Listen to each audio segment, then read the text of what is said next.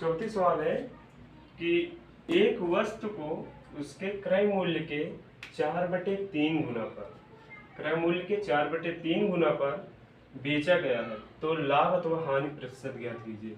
तो ध्यान दीजिएगा, जब भी सवाल में क्रय मूल्य या विक्रय मूल्य, यही पे ध्यान दीजिएगा, जो का की जो लिखा रहेगा इसे ध्यान दीजिएगा।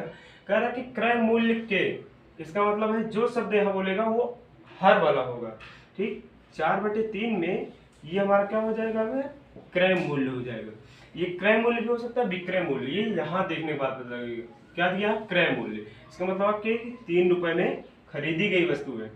क्रय मूल्य के 4/3 गुना पर बेचा गया है, इसका मतलब अंश क्या है, बेचा गया, यानी कि 3 रुपए कोई वस्तु खरीद के 4 रुपए पर बेची जा रही है।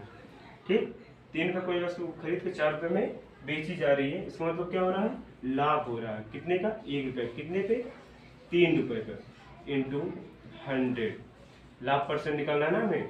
ठीक, लाभ हो रहा था यानी लाभ परसेंट निकालना है। ठीक, लाभ परसेंट यानी कितना होगा, जब इससे हम काट देंगे कितना आएगा, 33×99 इंटू 1/3, यानी कि 33 सही 1/3% का हमें प्रॉफिट होगा।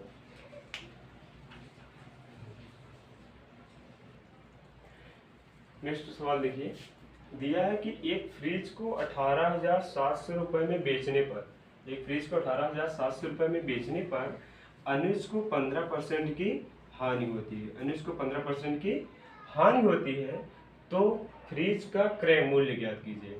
ये सवाल आई है एसएससी सेशन में। ठीक, 31 मई 2022, ठीक, दोपहर के पारी में आई है।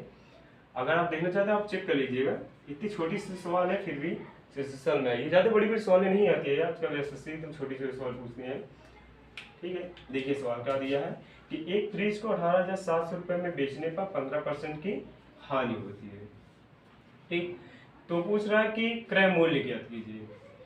तो हमने आपको सूत्र बताया था, क्रय मूल्य बराबर, ठीक, यानी हमें सूत्र इस तरह दीजिए, रेशियो विधि से देखिए सबसे अच्छा दिया क्या कि 15% का हानि होता है, तो 15% का पहले भिन्न में बना लीजिए, कितना होगा, 15 बटे, देखिए भिन्न कैसे बदला जाता है, परसेंटेज चिन्ह हटाएंगे, 5 × 15, 5 से काटेंगे कितना बार जाएगा, 20 बार।